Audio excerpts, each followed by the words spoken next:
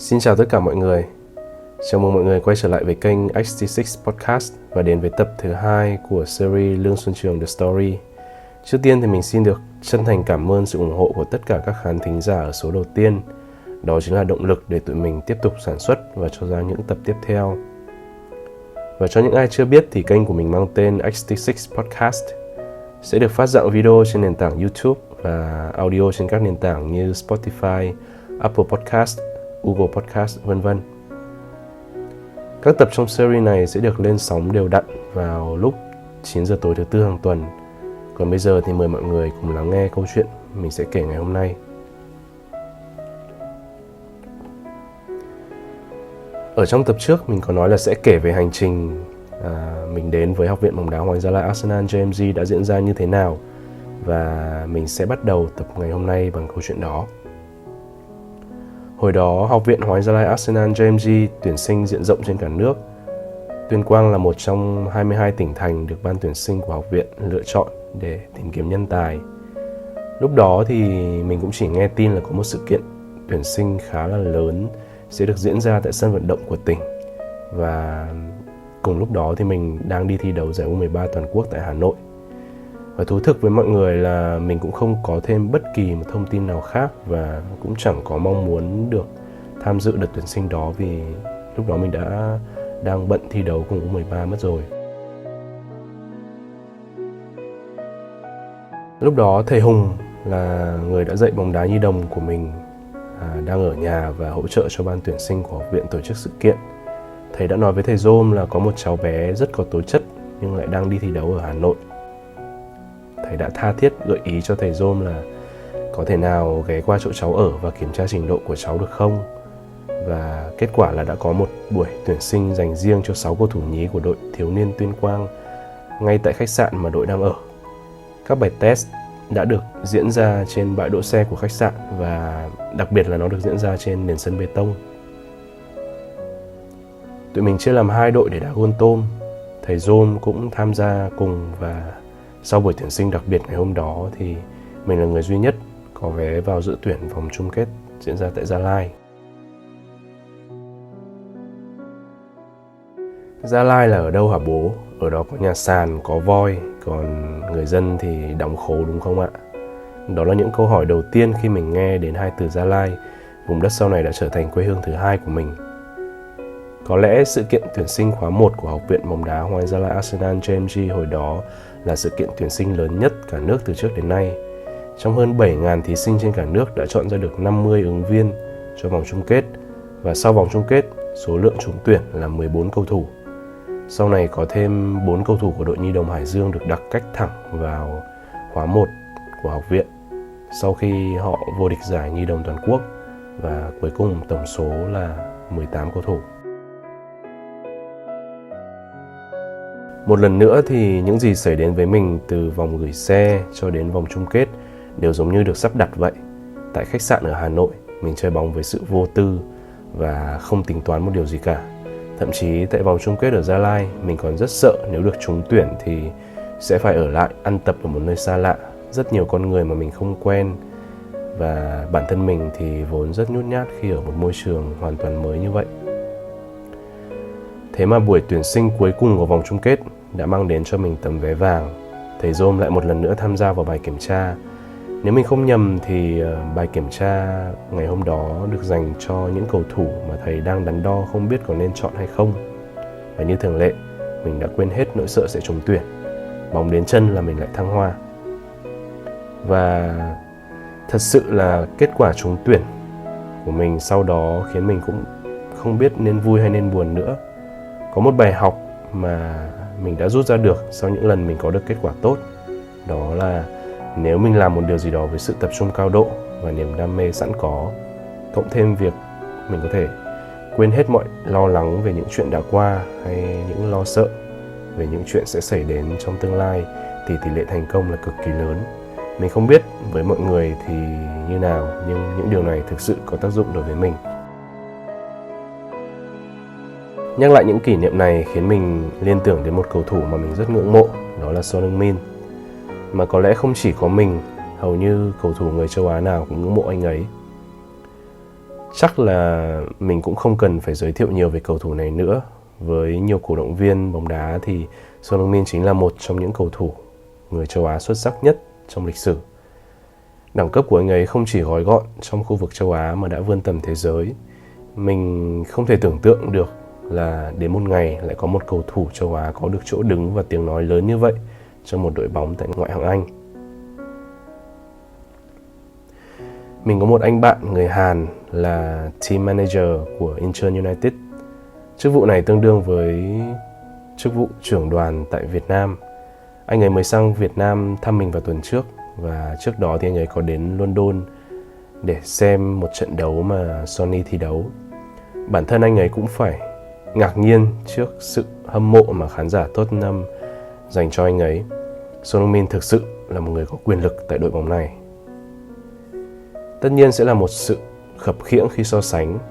Tuy nhiên thì khi biết Son Heung-min bỏ dở tất cả các dự định ở quê hương để đến với nước Đức xa xôi vào năm 16 tuổi, mình lại nhớ đến bản thân mình của tuổi 12. Son Heung-min đã dũng cảm tới một vùng đất xa lạ để theo đuổi giấc mơ, và mình của tuổi 12 cũng vậy. Năm đó mình không hề biết Gia Lai ở đâu, nhưng vì đam mê với trái bóng tròn, mình vẫn chấp nhận xa gia đình và người thân để một mình tới đó. Giờ nghĩ lại thấy sao mà mình liều thế. Với một cậu bé 12 tuổi thì mọi thứ có thể coi như một ván cược vậy. May mắn là mình được nhiều hơn mất, cũng gọi là có được một số thành công nhất định, và cũng nhờ bóng đá mà mình đã học được rất nhiều điều. Nhắc đến việc đi theo con đường bóng đá, có lẽ mọi người đều sẽ nghĩ các học viên chỉ chú tâm vào tập luyện và thi đấu. Tuy nhiên ở Hoàng Anh Gia Lai, mình đã học được bài học đầu tiên, đó chính là muốn giỏi văn phải học lễ trước. Cho đến hôm nay, mình phải thừa nhận là Xuân Trường lúc mới vào học viện hoàn toàn khác với Xuân Trường bây giờ. Hồi mới vào học viện, mình là người có cái tôi và sự ngạo mạn rất lớn. Lý do là hầu hết cậu bé nào tham gia giải nhi đồng toàn quốc cũng đều biết đến số 7 của đội nhi đồng Tuyên Quang. Do đó mình luôn nghĩ mình là cầu thủ số 1.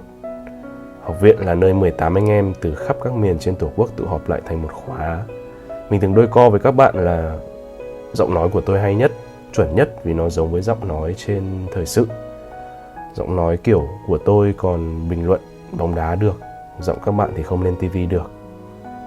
Trong mọi buổi tập thì mình luôn nghĩ không có ai giỏi hơn mình và không muốn ai được phép làm điều đó. Và may mắn là đã có một sự kiện làm thay đổi hoàn toàn tính cách của mình từ đó trở về sau.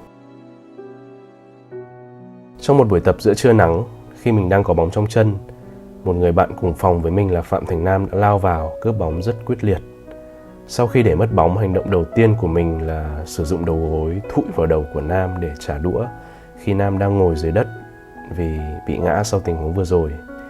Những gì diễn ra trong đầu mình lúc đó là mình không chấp nhận việc để bị cướp bóng dễ dàng như vậy. Mình cũng không chấp nhận việc có ai đó vào bóng quyết liệt với mình như thế. Và sau hành động đó, các thầy ngay lập tức cho mình ra ngoài đứng để tự kiểm điểm bản thân. Thậm chí là sau đó các thầy cũng không nói với mình một lời nào, kể cả ở bữa ăn trưa. Còn với Nam, cậu ấy là một người rất hiền nên không hề có phản ứng nào với mình sau tình huống đó. Giả như nếu lúc đó các thầy mắng hoặc Nam trả đũa lại ngay thì với cá tính vốn có của mình, có lẽ mình đã ứng xử theo một hướng khác, và cũng có thể mình đã trở thành một con người khác luôn. Nhưng không, tất cả mọi người đều im lặng. Điều đó khiến cho mình cảm thấy vô cùng xấu hổ. Các thầy đã cho mình một khoảng lặng cần thiết để tự nhận ra lỗi lầm của mình. Bây giờ nghĩ lại thì đó dường như là lần đầu tiên trong đời mình cảm thấy áy náy về lỗi lầm của mình đến vậy. Cũng chính vì vậy mà nó là bước ngoặt để giúp mình trở thành một phiên bản tốt hơn sau này. Lớn lên mình nhận ra là cách mà các thầy xử lý tình huống đó là cả một nghệ thuật. Mình cho rằng đây là cách tốt nhất để giúp các cậu bé có tính ngạo mạn có thể tiết chế được sự nóng nảy. Ở buổi tập chiều ngày hôm đó, mình đã đến sớm hơn để nói lời xin lỗi tới các thầy. Tuy nhiên, các thầy còn nói lại với mình là người cần được xin lỗi là Nam và em cần phải biết tiết chế cảm xúc của mình tốt hơn. Còn với Nam thì bọn mình ở cùng phòng nên mọi thứ lại đâu vào đó rất nhanh. Mình không trực tiếp nói lời xin lỗi vì thấy nó hơi sến, chỉ chủ động làm lành theo kiểu chủ động bắt chuyện hỏi han và là một người hiền lành nên Nam không hề để bụng. Cũng kể từ đó về sau, mình đã thay đổi dần tính tình và cách ứng xử của bản thân trước những sự việc tương tự. Tất nhiên không phải ngày một ngày hai là mình có thể sửa đổi được ngay, nhưng ký ức về pha va chạm đó đã giúp mình dần trưởng thành và mình nghĩ là mình đã trưởng thành hơn so với chính con người mình hồi mới vào học viện. Sau này ngẫm lại, mình thấy mình có tính cao ngạo và phô trương trong những ngày đầu mới vào học viện. Về sau khi hiểu chuyện hơn thì mình lại luôn là người cố gắng để xây dựng một tập thể đoàn kết. Ai cũng có những cái hay và cái dở riêng, đặc biệt là với những cậu bé cá tính. Tuy nhiên các thầy ở học viện lại không bao giờ tỏ ra không hài lòng với ai cả. Thầy Dôm, thầy Bảo, thầy Ninh, thầy Đàn đã tạo ra một môi trường đầy kỷ luật và đầy tính văn minh. Các thầy ở đó để nắm bắt tính cách từng người và với mỗi học viên, các thầy lại có cách uốn nắn và dạy bảo phù hợp. Dù có chuyện gì xảy ra thì sau đó mọi người đều giải quyết một cách hài hòa. Với cá nhân mình, từ sau sự việc trên thì mình cũng ít khi để các thầy phải lo lắng hay than phiền một điều gì đó. Ngược lại, mình còn tự giác phấn đấu trở thành một trong những cầu thủ gương mẫu và luôn hành xử vì lợi ích của tập thể. Quãng thời gian 7 năm ở Học viện Hoàng Anh Gia Lai trước khi được trình làng trước công chúng, đó quả thực là khoảng thời gian mà mình đã thay đổi rất nhiều. Với mình, 7 năm đáng nhớ đó sẽ luôn được lưu giữ trong ký ức này. Từ buổi tuyển sinh, vòng loại dành riêng cho 6 cậu bé đội U13 Tuyên Quang tại bãi đậu xe của một khách sạn ở Hà Nội, đến việc vượt qua hơn 7.000 thí sinh trên khắp cả nước để đến một Gia Lai xa lạ mà mình chưa hề biết đến trước đây. Sau đó là quãng thời gian rời xa bố mẹ, gia đình để tu luyện tại Học viện Hoàng Anh Gia Lai Arsenal JMG. Mình thì có phần nào may mắn hơn anh Son Heung Min, đó là khi xa nhà mình không bị phân biệt đối xử như anh ấy. Ở học viện, mình đã gặp gỡ, ăn ngủ, sinh hoạt và tập luyện với những người bạn, đúng hơn là những người anh em, bởi vì tụi mình sống cùng nhau còn nhiều hơn là với gia đình của tụi mình nữa. Có thể nói dù không cùng chung một dòng máu nhưng tụi mình không khác gì những người anh em trong một đại gia đình. Nhưng tất nhiên trong một gia đình thì không chỉ có những người anh em. Trong gia đình còn có cha mẹ, những người nuôi dạy để con cái lớn khôn. Và ở học viện, các thầy chính là những người đóng vai trò này. Người có dấu ấn lớn đến tụi mình trong khoảng thời gian đó mà ai cũng biết. Đó chính là huấn luyện viên Gratien Guillaume, người mà sau này mọi người hay gọi thân mật là thầy Dôm. Ở trên sân bóng, thầy chính là người có ảnh hưởng lớn nhất tới tính cách và lối chơi của mình. Thời còn thi đấu, thầy là một tiền vệ có lối chơi máu lửa, thông minh và có nhận quan chiến thuật cực tốt. Mình cũng bị ảnh hưởng bởi phong thái chơi bóng của thầy khá nhiều sau này, chỉ khác là thầy máu lửa hơn một chút. Là một người đến từ Pháp, thầy Dôm cực kỳ nghiêm khắc và thẳng thắn. Thầy dám nói ra những suy nghĩ của bản thân và không sợ mất lòng người khác. Tụi mình đã quá quen với tính cách đó của thầy vì nó được thể hiện hàng ngày trong từng buổi tập. Và kể cả khi lên đến U19 Việt Nam, thầy vẫn là một vị huấn luyện viên đầy mẫu mực. Có một câu chuyện mà mình nhớ rất rõ. Lúc đó toàn đội U19 Việt Nam đang tập trung tại thành phố Hồ Chí Minh để chuẩn bị cho chuyến tập huấn kéo dài hơn 1 tháng tại châu Âu. Ngày hôm ấy khi đang ở trong sảnh của khách sạn thì có một anh phóng viên tới và đưa cho mình một chiếc áo xin chữ ký của mình. Lúc đó mình cũng chỉ nghĩ đơn giản là mình nên ký tặng anh ấy. Tuy nhiên thầy Dôm vô tình đi qua và nhìn thấy. Thầy đã tới gặp và bảo anh phóng viên này là đừng xin chữ ký như thế. Các em ấy mới là cầu thủ trẻ, chưa phải là ngôi sao ghê gớm gì cả. Vì vậy thầy mong anh phóng viên đó đừng tâng bốc gì các bạn trẻ và để cho tụi nó phát triển một cách tự nhiên. Thời điểm đó thì thầy Dôm đang có hình ảnh rất đẹp trong mắt khán giả. Tuy nhiên thầy không sợ mất lòng. Thầy đã dám nói ra những suy nghĩ của mình để bảo vệ học trò. Thầy cũng có nói với các cầu thủ rằng mọi thứ mới chỉ là bắt đầu mà thôi. Việc của cầu thủ quan trọng nhất là phải giữ được đôi chân của mình ở mặt đất. Có như thế thì mới có thể trở thành cầu thủ giỏi được. Câu chuyện về bố của Son Heung Min khiến mình nghĩ tới thầy, dù rằng anh đã là cầu thủ đang thi đấu tại giải Bundesliga khi đó và cả cho đội tuyển quốc gia Hàn Quốc. Người bố đó vẫn luôn tỏ ra cực kỳ nghiêm khắc với con trai của mình. Và nhờ có lời dạy của thầy Rome mà mình luôn cố gắng để giữ được sự chuyên nghiệp trong sinh hoạt và thi đấu. Ngoài ra, còn một tình huống nữa để nói lên tính cách thẳng thắn của thầy. Hồi đó là trận đấu giao hữu để chuẩn bị cho giải U21 quốc tế báo thanh niên. Mình được cho ra nghỉ ở cuối hiệp 2. Lúc đó mình cũng chỉ nghĩ đơn giản là đây chỉ là một trận đấu giao hữu, nên sau khi được thay ra thì mình đi thẳng vào khu vực cabin kỹ thuật để ngồi luôn. Thầy có nhắc nhở luôn với mình và cả đội là dù đây chỉ là một trận đấu giao hữu, nhưng những nghi thức cơ bản của một trận đấu vẫn cần phải được thực hiện đầy đủ. Lần sau, trường cũng cần phải ra ngoài khu vực giữa sân, đập tay với cầu thủ vào sân thay người, chào khán giả và huấn luyện viên, rồi sau đó mới về chỗ ngồi. Điều đó mới thể hiện được sự chuyên nghiệp trong cách ứng xử của một cầu thủ. Và mình còn nhớ lúc đó là mình mới trở về từ AFF Suzuki Cup 2016 và mình đã giành được quả bóng bạc năm đó. Một danh hiệu mà bản thân mình cũng cảm thấy rất bất ngờ khi nhận được. Và đó cũng là thời điểm mà mình đã thi đấu cho Incheon United được một năm. Tuy nhiên, không vì thế mà thầy bỏ qua, dù đó cũng không phải là một điều gì quá nghiêm trọng. Thầy Rome nghiêm khắc và cầu toàn ngay cả trong những việc nhỏ như vậy. Mục đích cũng là để các học trò có được sự phát triển toàn diện cả về kỹ năng chuyên môn lẫn cách ứng xử bên ngoài sân cỏ. Và với mình thì thầy luôn là một tấm gương để mình noi theo. Thầy Rome có sự quyết liệt, chất ngông của một tiền vệ trụ cổ điển. Và cũng nhờ đó mà mình đã học được rất nhiều điều để phát triển những kỹ năng của một tiền vệ trung tâm. Ngoài thầy Rome, thầy Ninh, thầy Đàn là những người trực tiếp giảng dạy về chuyên môn.